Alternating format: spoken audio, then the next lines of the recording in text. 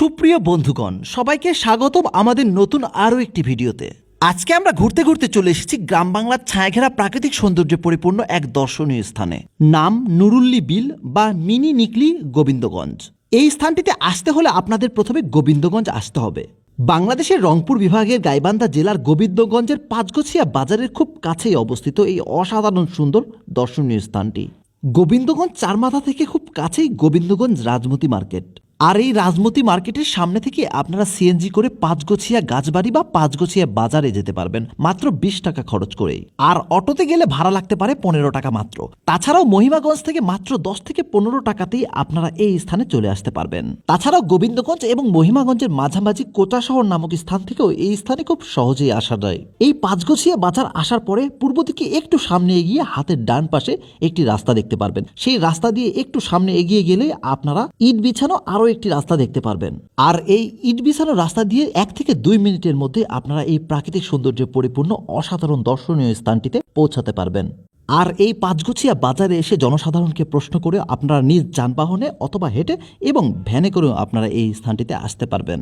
আপনারা যদি হেঁটে যান তাহলে আপনাদের 5 থেকে 7 মিনিটের মতো সময় লাগতে পারে। এই স্থানে আসার পর ইট বিছানো পথের দুপাশে অসীম জলরাশি আর শীতল বাতাসের শিহরণে আপনাকে মুগ্ধ করবে, এটা নিশ্চিত।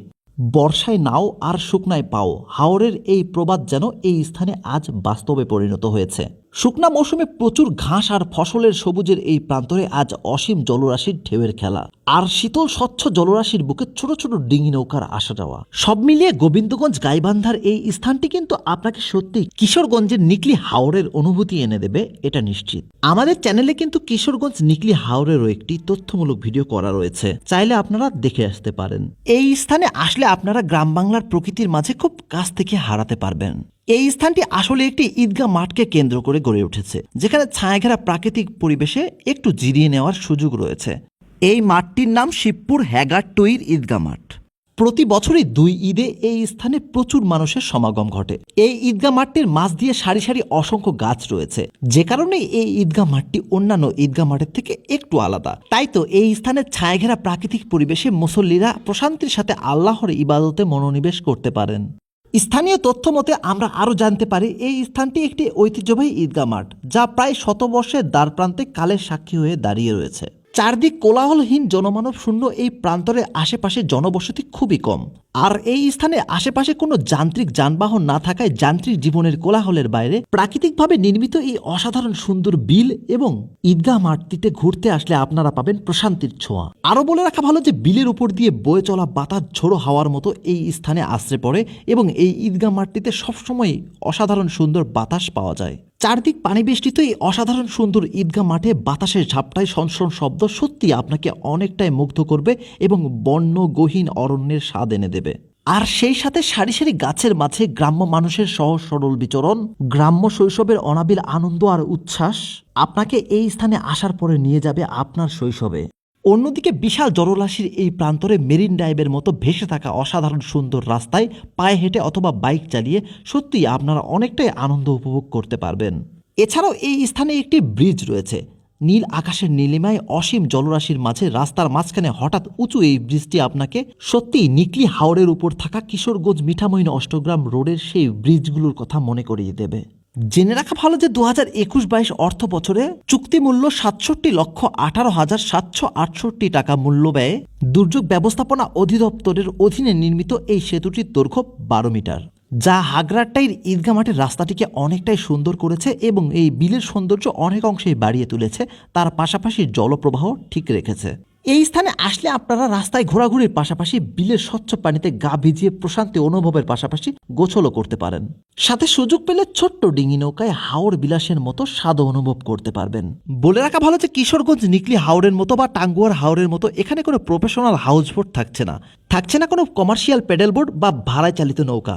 তবে সময় সুযোগ পরিস্থিতি মিলে গেলে গ্রামের মানুষের মালামাল পরিবহন এবং কৃষিকাজে ব্যবহৃত নৌকায় আপনারা এই স্থানে নিজ দায়িত্বে ঘুরে বেড়াতে পারবেন।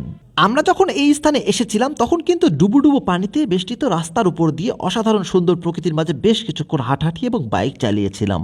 এই ঘুরে বেড়ানোর সময় শীতল প্রাকৃতিক পরিবেশ আর পাকপাহালির কোলাহলে মুখরিত এই প্রান্তরে সত্যি আমরা অনেকটাই মুগ্ধ হয়েছি। তাছাড়াও আমরা কিন্তু নৌকা নিয়ে বেশ কিছু সময় পুরো বিলের উপর ঘুরে বেরিয়েছি এবং স্বচ্ছ পানির অসাধারণ সৌন্দর্য উপভোগ করেছি।